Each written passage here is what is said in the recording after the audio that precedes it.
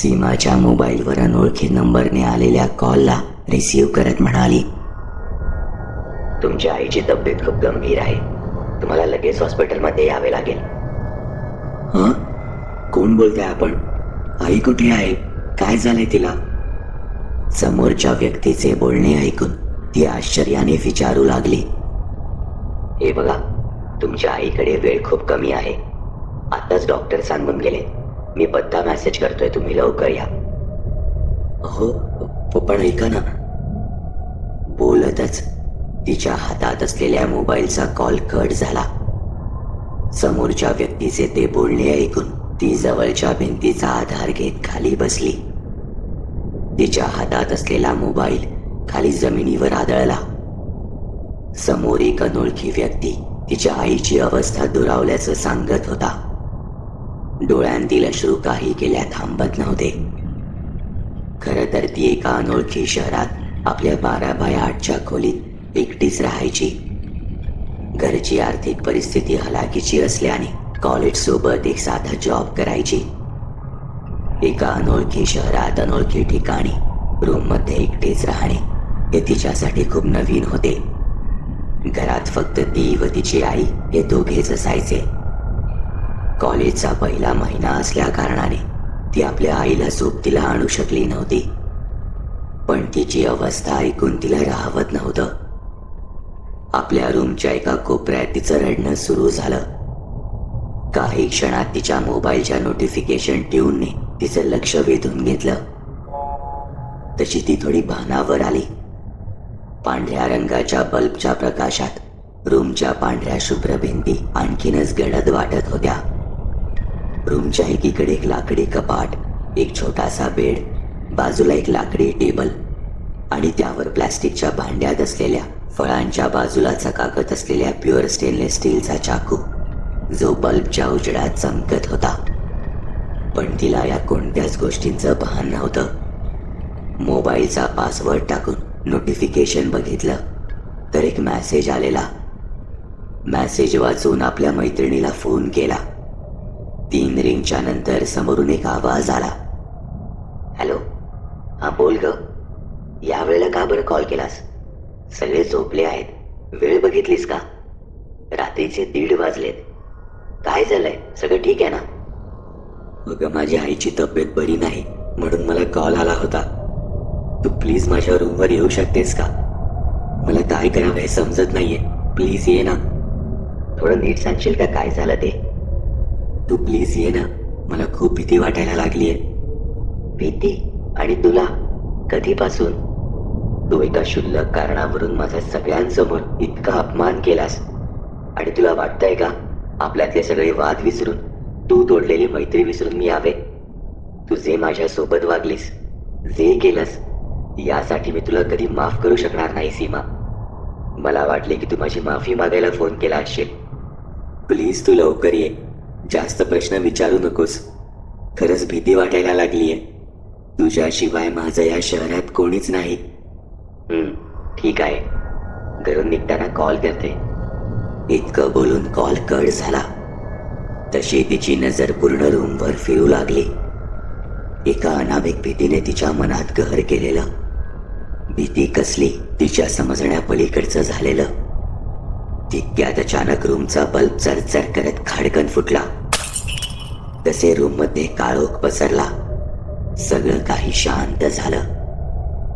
त्या भयान शांततेत तिची वाढत असलेली काळजाची धडधड मात्र तिला स्पष्ट ऐकू येत होती. तिच्या त्या खोलीत फक्त एकच बल्ब होता. भीतीने घशाला कोरड पडलेली. अशातच ती पाणी कुठे ठेवलंय ते चाचपडत शोधू लागली. तितक्यात तिच्या हाताला आगपेटी लागली. तिने एक काडी काढून पेटवली आणि काही सेकंदासाठी रूममध्ये मंद प्रकाश पडला.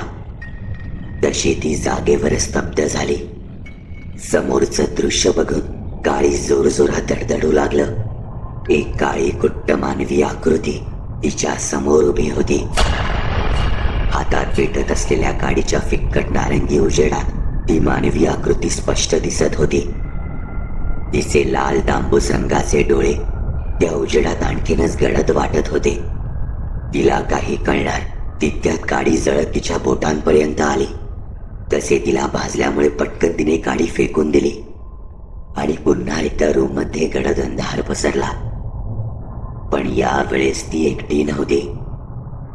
तितक्यात दाराची बेल वाजली. तशी तिची भीती आणखीनच वाढली. चाचपडतच ती दारापर्यंत गेली आणि हळूच दार उघडलं. तिची मैत्रीण दिसली आणि तिला बघताच तिने कवटाळलं. अश्रूंचा बांध फुटला. काय झालंय? इतकी का घाबरली आहेस? माझी आई ओक्साबोक्षी रडत आपली परिस्थिती सांगू लागली. सीमाला घेऊन तिची मैत्रीण आत आली.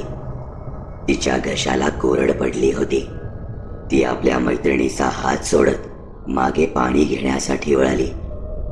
पाण्याचे 2 घोट घेतले आणि मागे बघितलं तर तिची मैत्रीण कुठेच दिसत नव्हती. तिला शोधत ती दरवाजाच्या दिशेने आली. तोच बाजूच्या मोबाईलची रिंग वाजली. मोबाईल हातात घेत तिने कॉल रिसीव्ह केला. तसं समोरून आवाज आला. हॅलो, मी रितिका बोलते. तब्बल 2 तास झाले तुला कॉल करते मी. कुठे होतीस? समोरून येणाऱ्या आवाजाने ती पुरती हादरून गेली. तिची भेदरलेली नजर काही मिनिटांपूर्वी आलेल्या आपल्या मैत्रिणीला शोधू लागली. ती कुठेच दिसत नव्हती. पण फोनवर तीच मैत्रिणी रितिका रागातच बोलत होती. आपल्या मैत्रिणीचा आवाज ऐकताच ती जागेवर स्तब्ध झाली. काहीच न बोलता तिच्या हातातील मोबाईल खाली जमिनीवर पडला. तसे रूमच्या उघड्या खिडकीतून थंड वाऱ्याच्या झोक्याने तिला स्पर्श केला. त्या वाऱ्याच्या झोक्यासरशी रूम मध्ये पेटत असलेल्या मेणबत्तीचा फिक्कट नारिंगी उजेड कमी कमी होत बंद झाला आणि पुन्हा एकदा रूम मध्ये काळोख पसरला. काय घडतंय हे तिच्या समजण्या पलीकडे झालेलं. काय करावं काय नाही काही समजत नव्हतं. तसं थंड वाऱ्याच्या झोक्याने खिडकीचं दार आदळू लागलं. तिला काही कळणार तितक्यात एक वटवाघूळ आपल्या पंखांची फडफड करत चित्कार करत समोरून निघून गेलं. जसा तो आवाज थांबला तितक्या जोरात दारावर थापा पडू लागल्या. पुन्हा एक भीतीची लहर अंगाला स्पर्श करून गेली. अंग घामाने भिजलं होतं. ती दबक्या पावलांनी दरवाजाकडे निघाली. 2 पावलं समोर निघालीच होती की सारं काही एकदम शांत झालं. सारं काही जोरात खिडकीवर आदळणारं खिडकीचं दार, दरवाजावर पडणारी जोराची थाप, सारं काही. आवाज होता तो फक्त वाढत जाणाऱ्या तिच्या काळजाच्या ठोक्यांचा. डोक्यात विचारांचं काहूर माजलं होतं.